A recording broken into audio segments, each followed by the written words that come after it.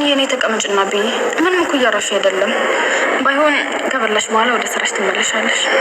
አይ እናንተ ብሉ፣ እኔ እናንተ ከበላችሁ በኋላ በላለሁ። ስራ ይሻለሁ። አይ ግን አይሆንም። እኔ እኮ አሁን በደንብ እየተሻለኝ ነው። ባይሆን ተቀምጠሽ ብይና ከዛ አብረን ስራውን እንሰራለን። እባክሽ ተቀመጭና ብይ፣ እኔን ደስ እንዲለኝ። እውነት እኔ ስቀመጥ ደስ ይልሽ? አዎ ግን ደስ ይለኛል። እሺ በቃ ምግቤን ይዤ ልምጣ።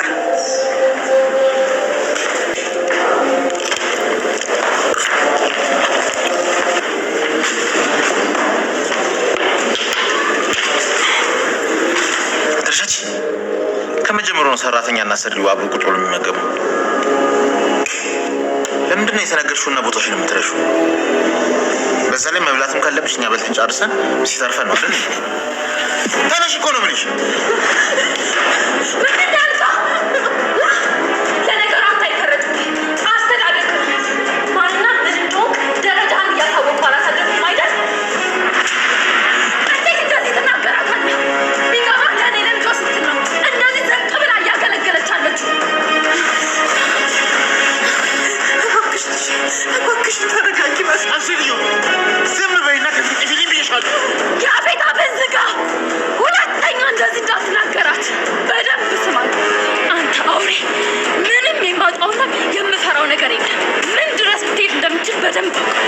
ቢሆንም ግን ምንም እንደማታመጣ ነው የምነግርሽ። እንዴት ነው የምትናገሪው አንቺ? ቆይ ማነው እንደዚህ ልብ የሰጠሽ? በያ ንገሪኝ። ምንም የማላመጣ ነው እንደሚመስልሽ? አዋታ በፊት ምንም እንደማታመጣ ነው የምነግርህ። ካብኩት ያልከው ነገር በሙሉ አንድ በአንድ ሲፈርስ ታየዋለህ። ዝም ብለሽ አትቀባጥሪ። እሱን አብረን እናየዋለን። አይሻልም? እባክሽ ብቻ ዞርሽ አርጎች እባክሽ። ዝም በይ። ለምንድን ነው ወደ እሷ የምትዞረው? እኔን ተጋፈጠኝ። አያቤት ለማንኛውም ምንም አታመጣ። ምንም በደንብ ተጠንቀቅሽ። ደስ ይሆንሽ። ምንም አላረግሽም። እንዳልሽው ምንም እንደሚፈጠር አብረን እናያለን። አዎ ልክ ነህ አቶ ያፌት። እንዳይረፍድብህ ወደ ስራ ሂድ። እኔና እናቴም ቁርሳችንን ላና ወተን ገዛዝተን የምንመጣው ነገር አለ።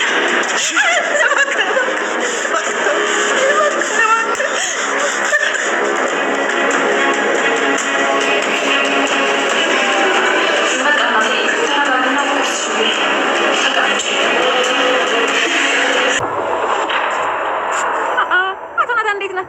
አሁን በደንብ ተስማምተዋል? የምር እስር ቤት የገባት አይመስልም። በደንብ ተመችተዋል። ምግብ በደንብ ነው እንደሚያበሏችሁ። በደንብ አለ ምግብ። ወይዘሮ ቤት እዚህ አቋም ምን የምንፈልግ እችላለሁ? ምግብ ይዤልህ ነው የመጣሁት። አንተ ግን እንዲሁ ስትታይ በደንብ የተመቸ ነው የምትመስለው።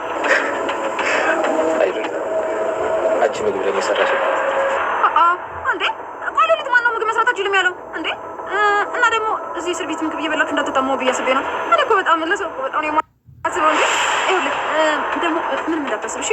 ሁሌ ብትታሰር ምንም እንዳታስብ። እኔ ሁሌ ምግብ እያስኩልህ እመጣለሁ። እሺ ባትፈታም እንዳታስብ። 100 ዓመት ብትታሰር እኮ 100 ዓመት ሙሉ በየቀኑ እየመጣሁ ምግብ ይዤልህ እመጣለሁ። እንዳታስብ። እስቲ ዝም ብለሽ አለፍለሽ።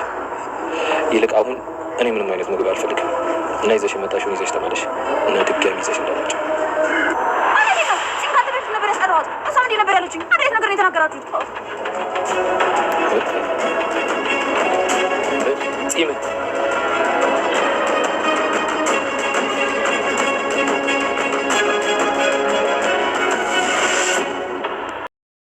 በስተመጨረሻም ናታን ጽዮን እንደታሰረች አውቋል።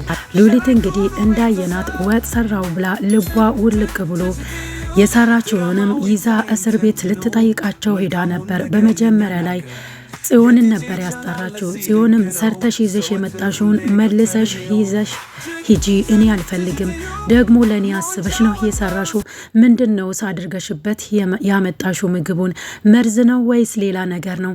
አስበሽ የመጣሽውን አውቃለሁ ከኔ ምን እንደምትፈልጊ ብላ እንግዲህ አዋርዳ ሸኝታታለች።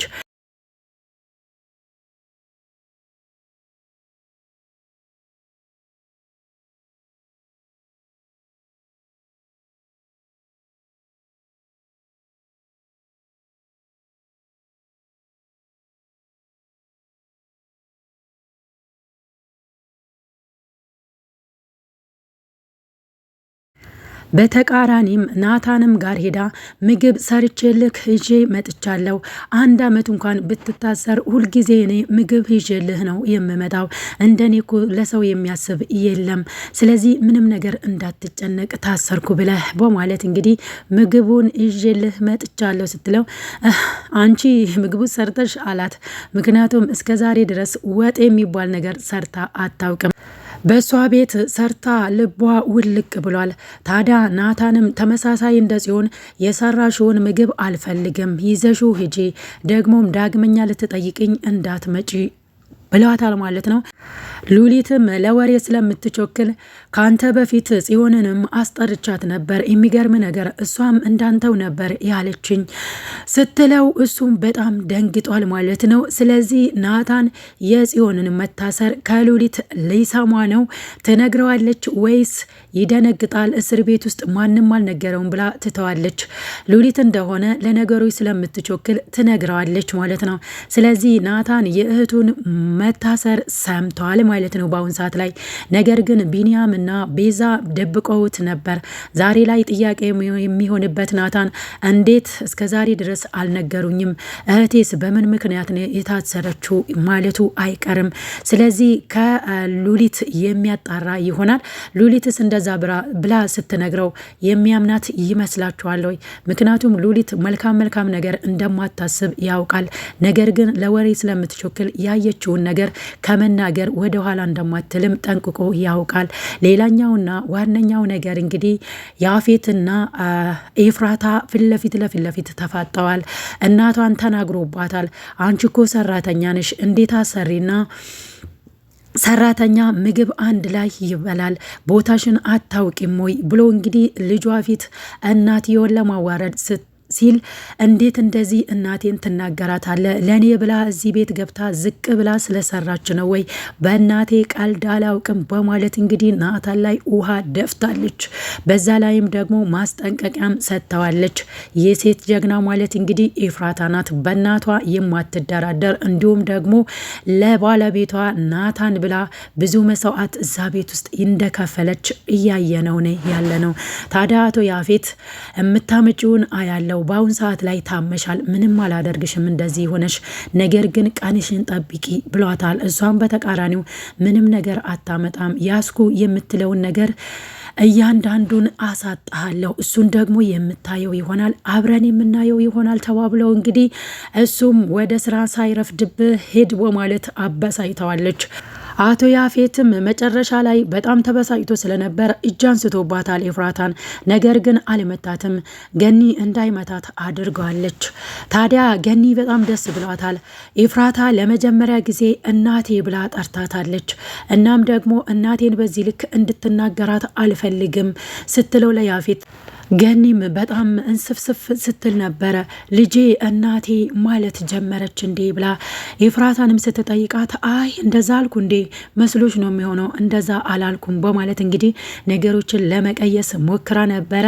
እንግዲህ ኤፍራታ ገኒን ምን ያህል እንደምትወድና እናትነቷንም አምና እንደተቀበለች ገኒ ተረድታለች ማለት ነው። ገኒ እንግዲህ ዛሬ ደስ ቢላትም ነገር ግን ኤፍራታና ያፌት በዚህ ልክ መጣላታቸው በጣም ጸጽቷታል ማለት ነው። ሌላኛው ነገር እንግዲህ አቤልን ኤፍራታ አስጠንቅቀዋለች። እዚህ ቤት የገባህበትን ምክንያት ታውቃለህ፣ እኔም ደግሞ አውቄ ነበረ እንድትቀመጥ የፈለኩት እንጂ ሁሉንም ነገር ለያፌት ነግሬ ከዚህ ቤት ውስጥ እንዲያስወጣክ ማድረግ አቅቶኝ አይደለም። አንተ ፈልገ ሳይሆን እኔ ፈልጌ ስለነበር ነው እዚህ ቤት የቆየው። ታዲያ በአሁን ሰዓት ላይ አሁንም መቆየት የምትፈልግ ከሆነ አንዱ ለታን ትውልልኛለህ፣ እንደዛ ማታደርግ ከሆነ ግን ያፌት ሴጣን እንደሆነ ታውቃለህ። 2 አማራጭ ሰጥቻለሁ ብለዋለች። አንዱ አማራጭ እንግዲህ ጽዮንን ታስፈታታለህ ሄደህ ቃልን ሰጠ።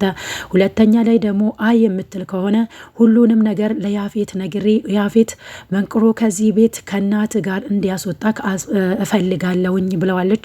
እንግዲህ አይደለም እንኳን ለአንተና ለእኔ ለእናቱ እንኳን አይመለስም፣ አረመኔና ሴጣን እንደሆነ ጠንቅቀ ታውቀዋለህ። አማራጩን ሰጥቻለሁ፣ አለበለዛ ግን እዚህ ቤትም እንዳትቆይ ነው ማደርግ። ግን ደግሞ እኔ ላንተ ስል እዚህ ቤት እንድትቆይም ማድረግ እችላለሁኝ፣ አስብበት ብላ እንግዲህ አስጠንቅቀዋለች። እሱም እንግዲህ የሚቀጥለው ክፍል ላይ ምን አይነት ውሳኔ እንደሚወስን የምናየው ይሆናል። ሌላኛውና ዋነኛው ነገር እንግዲህ በአሁን ሰዓት ላይ ቢኒያም እንዴት አድርጌ ስለ ጽዮን ለናታን ልናገር እያለ ባሰበበት ሰዓት ላይ ነገር ግን ሉሊት ወጡንም ሰራው ብላ እንግዲህ እንደምንም እንደው ሽሮ መጀመሪያ ከውሃ ጋር በጥብጣ ሽንኩርትንም ከነነፍሱ ጨምራ ሰርቻለሁ ብላ እንግዲህ ልቧ ውልቅ ብሎ ይዛ ስትሄድ ስለ ጽዮን ለናታን ልትናገር እንግዲህ ጫፍ ላይ በደረሰችበት ነው ድራማው ያለቀው። የሚቀጥለው ክፍል ላይ ትነግረው ይሆን ወይስ ዝም ትለው ይሆን? አብረን የምናየው ይሆናል። ነገር ግን ናታን ጥያቄ የሚሆነው እንዴት እስከ ዛሬ ድረስ ቤዛና ቢኒያም አልነገሩኝም? እንዴትስ ሊደብቁኝ ቻሉ? ብሎ እነሱ ላይ እንግዲህ ቡራ ከረዩ ማለቱ አይቀርም። ለምንስ ጽዮን እንደታሰረች አልነገራችሁኝም? ይህ ነገር እንደተፈጠረ ለምን አላሳወቃችሁኝም ማለቱ አይቀርም። ነገር ግን አንድ ነገር ይጠረጥራል። እሱ ጋር ለመጠየቅ ጽዮን ሄዳ ስለነበረ አንተን ያሳሰረህን ሰው አውቃለሁ እገለዋለሁ ብላ ነበር ተበሳይታ ከሱ የተለየችው ክፍል 110 ላይ። ታዲያ ይህንን ነገር ማስታወሱ አይቀርም ሉሊት ስትነግረው እና ማን ይሆን የወጋችሁ ብሎ መጠርጠሩ ስለማይቀር እንግዲህ ሉሊትንም አፋጦ መጠየቁ አይቀርም። ሁሉንም ነገር ያውቃል ማለት ነው። ያኔ ደግሞ እንግዲህ ቤዛና ቢኒያም ምን አይነት ምክንያት ለናታን ያቀርቡ ይሆን? እነሱ ለሱ በማሰብ ነው ይህንን ነገር ያልነገሩት። ምክንያቱም እስር ቤት ውስጥ ሆኖ ብዙ ነገሮች ያስጨንቁታል። ናታንስ ቢኒያምና ቤዛ ለሱ አስቦ ስለ ጽዮን እንዳልነገሩት ይረዳ ይሆን ወይ? አብረን የሚቀጥለው ክፍል ላይ የምናየው ይሆናል። ሌላኛውና ዋነኛው ነገር የቤዛ ፍቅረኛ ቤዛን እንደሚያፈቅራትና እንደሚወዳት ሊነግራት ቢፈልግም ነገር ግን ሊያገኛት አልቻለም። በአሁን ሰዓት ላይ ቴክስት ጽፋለት ይቅርታም ለመጠየቅ ሞክራ ነበር። ነገር ግን መልሳ አጠፋችሁ፣ ለሱ አላከችም። እሱ ደግሞ ምን አለበት ከህይወቴ ወጥተሽ እንደነበር በዛው ብትቀሪ፣ ድጋሚ አግኝቼሽ ደግሞ እንዴት ፍቅሬን አልገልጽልሽም ብሎ እንግዲህ ተደብቆ ሲያያት እንደነበር አይተናል። አይ ፍቅር ያስብላል ማለት ነው። ሌላኛውና ዋነኛው ነገር ትዝታ ናታንን እንድታስፈታ ዲያራ እየጠየቀቻት ነበረ።